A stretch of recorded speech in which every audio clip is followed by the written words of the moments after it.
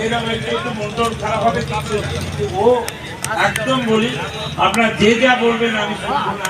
ও যা কাজ করে, ও যা চেষ্টা করে, ওকে সারা জীবনই থাকতে হবে।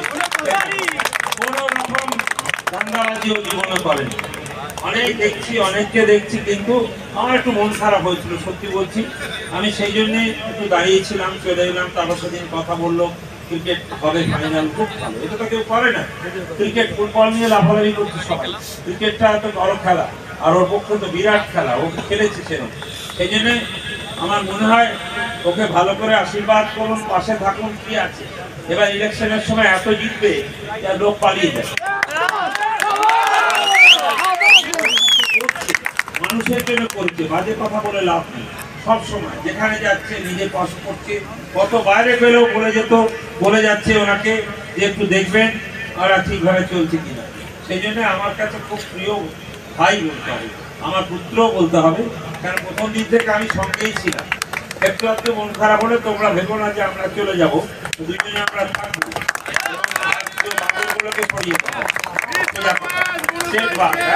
না, ও ভালো ছিল, অনেক ছোট, আমার ছেলের মতো বড় প্লেয়ার।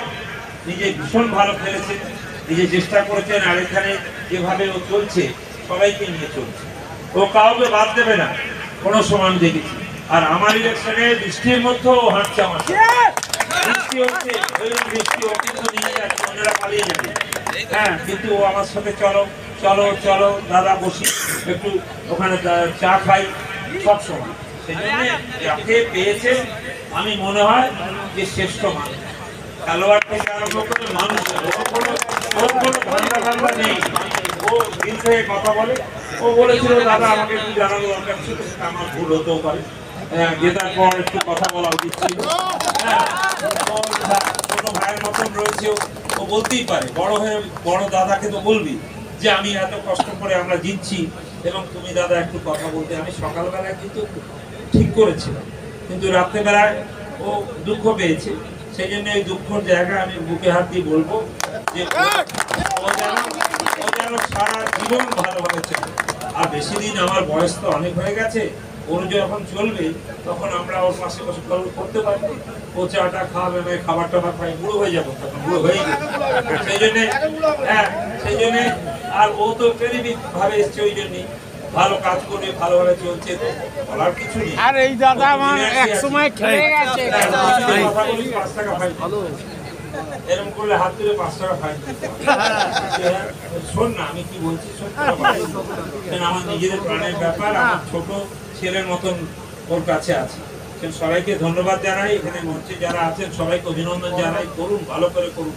একটা ক্রিকেট প্লেয়ার, ইন্ডিয়ান প্লেয়ার, সে করছে কি এখানে টুর্নামেন্টটা, এটা সবচেয়ে বড় ব্যাপার। সেই জন্য আমি বারবার বলি ও চলুক, আমরা চলছি, কোনো অসুবিধা নেই।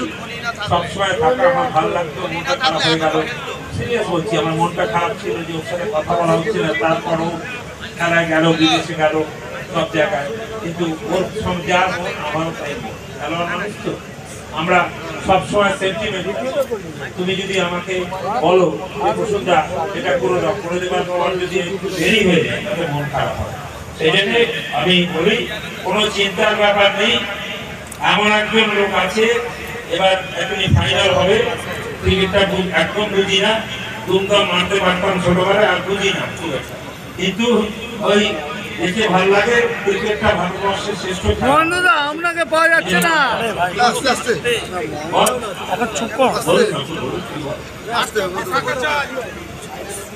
ফাইনাল অবধি সারতে হবে। ঠিক আছে, 34 থাকতে হবে, 34। আরে আমি আপনিও আমাদের প্রাণ, আমাদের প্রাণ।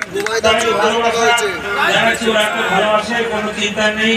নমস্কার, জয় হিন্দ, জন্যই আমাদের প্রাণ। জয় বাংলা। মেরেছে না, সব উড়ে চলে যাবে। আমি দেখতে পাচ্ছি ওরা এমন ঝাড়বি না, পুরো অল টাইম দিতে চলে যাবে।